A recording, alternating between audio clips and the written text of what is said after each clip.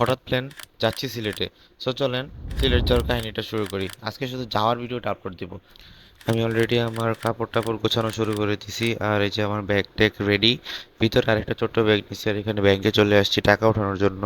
আর হাঁটছিলাম, একটু তাড়াতাড়ি যাওয়ার ট্রাই করছিলাম কারণ আমার ট্রেন চলে আসছে প্রায়। আর আমি এখান থেকে যাব এয়ারপোর্টে। আর আমি এখন আছি গাজীপুরে, আমি গাজীপুরে থাকি। আর গাজীপুর থেকে এয়ারপোর্টে যাব এই ট্রেনে করে। ট্রেনে আমরা অলরেডি উঠে গেছি সবাই।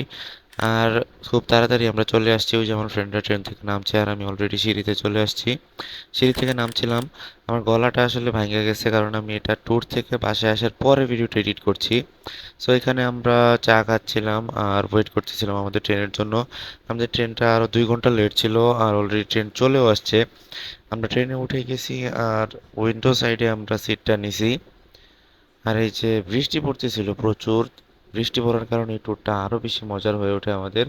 কারণ বৃষ্টির দিন আসলে ট্রেনের মধ্যে অসাধারণ একটা মজা লাগে। আর এখানে বিদ্যুৎ চমকাচ্ছিল, আর আমরা ভৈরব অলরেডি চলে আসছি। ভৈরব থেকে অলরেডি ট্রেন ছেড়েও দিছে, বেশিক্ষণ ওয়েট করে নাই। আর এই জায়গাটা আমি চিনি না, এই জায়গার নাম কি, কিন্তু এই জায়গাটা রাত্রেবেলা এত সুন্দর লাগতেছিল, এত সুন্দর লাইটিং ছিল এখানে। আর আমি একটু ট্রেনের সামনে মানে জানলা দরজার সামনে এসে একটু দাঁড়াই। আর অলরেডি সকাল হয়ে যায়, আর এই ভিউটা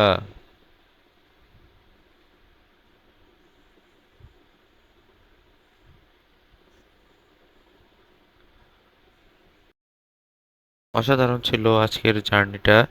আর সকালের ভিউটা অসাধারণ ছিল। আমি ভাবছি 5টার মধ্যে নেমে যাব, কিন্তু 6টা বেজে গেছে।